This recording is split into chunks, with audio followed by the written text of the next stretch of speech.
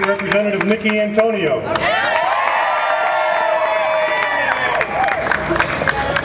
We have another champion in the Ohio Senate. Another champion who will be the sponsor of the Ohio Prevention First Act in the Ohio Senate. She is the Senate Minority Leader, Capri Cafaro.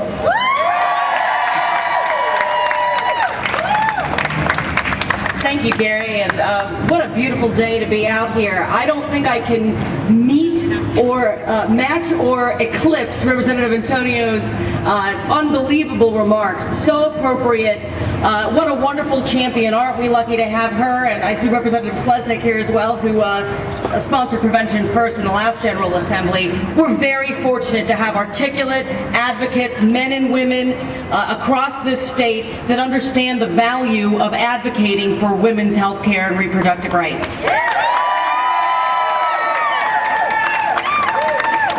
I'm very proud to be this year's sponsor of Prevention First in the Ohio Senate. This is my third General Assembly, my fifth calendar year, I guess, here in office, and this is the third time that I've been here where Prevention First has been introduced. And I think that speaks to the fact that there are members of the General Assembly that will not rest, that will continue to reintroduce this legislation until someone takes it seriously, because it is serious. Because we do need to provide women with the appropriate tools to understand comprehensive sex education, understand what access is available to them when it comes to the resources for women's reproductive health. And we cannot stand for I guess, being silent in this fight. Particularly now, and I'll tell you, you know, as a woman and as a young woman, I've always been pro-choice. I have a solid pro-choice voting record.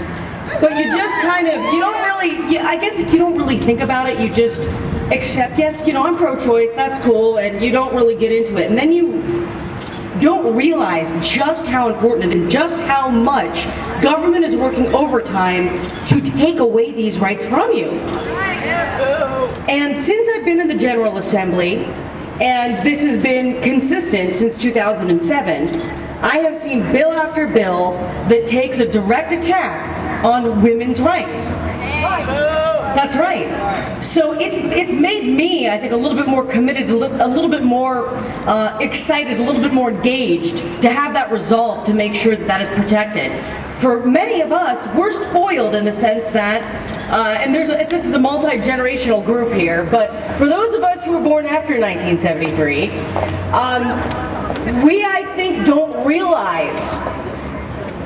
I'm serious. I mean, this ain't no jab at anybody's age. I'm serious about this, and this is actually me taking more of an affront to folks that are my age and younger, because I think we take for granted the access to reproductive rights that we have, because we've grown up with them and we've grown to accept their existence.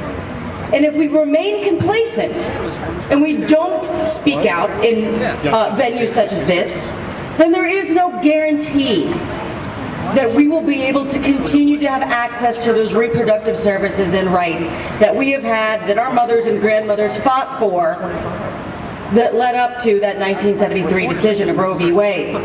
Which brings me to the issue of privacy in the Constitution. Privacy is, in my view, and obviously in the ruling of Roe v. Wade, is a fundamental constitutionally protected right for each and every one of us. Not just a fundamental protected right for some, or in some circumstances, but for everyone. And you know, I'm pretty consistent. I'm a little bit of a civil libertarian about a lot of things, including some things that may not be popular with this group. You know, I'm pro-gun for law-abiding citizens. You know, I don't want the government to get in my face that you shouldn't. If I want to eat ho-hos, damn it, I should be able to eat ho-hos. And this is the same kind of thing. Not to make light of it. The government has no place. There is no way for the government to know the circumstances under which you have ended up there, why you are facing the kind of choice that you may have to face. Nobody wants to have to make that kind of decision.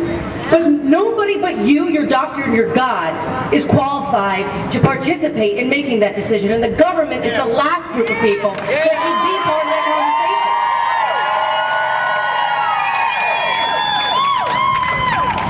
So I'm excited to be with all of you, and I look forward to continuing this fight in this General Assembly and General Assemblies to come, because we will not be silenced, because we will fight to maintain and protect the rights of women across Ohio and the nation. Thanks.